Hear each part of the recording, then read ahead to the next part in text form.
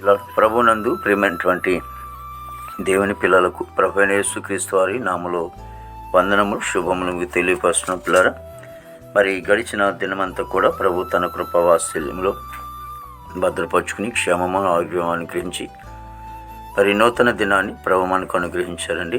మరి 2025వ సంవత్సరము మరి 4వ నెల 5వ దినాన్ని ప్రభు మనకు అనుగ్రహించి మరి ఈరోజు దేవుని వాక్యము, మనుషుల ఎదుట నన్ను ఒప్పుకొని వాడెవడో పరలోకమందున్న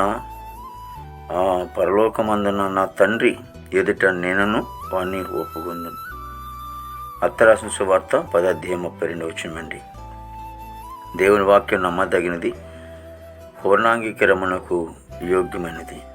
దేవుని వాక్యం అంటుంది, ఏ మనిషి అయితే, ఏ వ్యక్తి అయితే యేసుక్రీస్తు ప్రభువారు దేవుడని ఎవరైతే ఒప్పుకుంటారో మరి ఆ వ్యక్తిని పరలోకమందును కూడా తండ్రి అతను ఒప్పుకునని దేవుని వాక్యం సెలవిస్తోంది.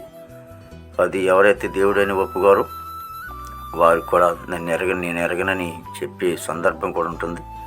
కాబట్టి యేసుక్రీస్తు ప్రభువారు నిజమైన దేవుడు అన్నాడని, ఆయనే లోకరక్షకుడని, ఆయన సర్వ మానవుల కొరకు ప్రాణం పెట్టి సమాధి చేసి తిరిగి లేచాడని, ఆయన నమ్ముకుంటేనే నిత్యజీవం కలుగుతుందని దేవుని వాక్యం సెలవిస్తుంది. మరి ఆ దిశగా ప్రయాణం చేద్దాం.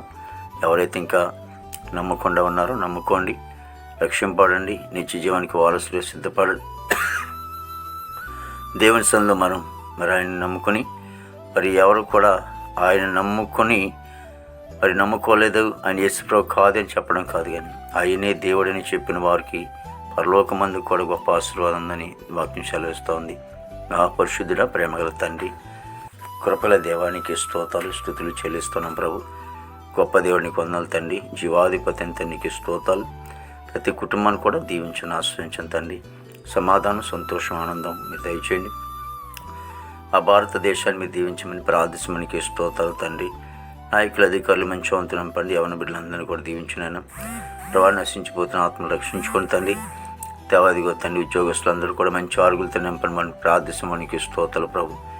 దేవాతని వేస్తే చదువుకునే బిడ్డలు జ్ఞానం నడిపించండి. దేవాతని ప్రభావ పనికి వెళ్ళే బిడ్డలు కూడా మంచి వంతు నింపండి తండ్రి. నీకు స్తోతాలు చెల్లిస్తున్న ప్రభు. గొప్ప దేవునికి స్తోతాలు చెల్లిస్తున్న ప్రభు. యేసయ్య ప్రభా, దేవాది దేవుని యేసు నీకు వందనాలు తండ్రి. విదేశాల బిడ్డలందరూ కూడా మంచి వంతు నింపండి. మా దేశ పాడి పంటనంతా మీరు ఆశ్రయించండి, దీవించమని ప్రార్థించమనికి స్తోతాలు ప్రభు. దేవాది దేవుని యేసు నీకు వందనాలు తండ్రి ప్రభా. మరి హాస్పిటల్లో స్వస్థపడి జైల్లో ఉన్న బిడ్డలు విడుదల చేయండి. కోర్టు గొడవలు, కేసు గొడవలను కూడా కొట్టివేసి ఈ దినమంతా కూడా విశేషమైన కృపతో నింపి నీ నామానికి మాత్రం మేము తెచ్చుకోండి. యేసుక్రీస్తు నామములో తండ్రి. ఆమేన్, ఆమేన్, ఆమేన్.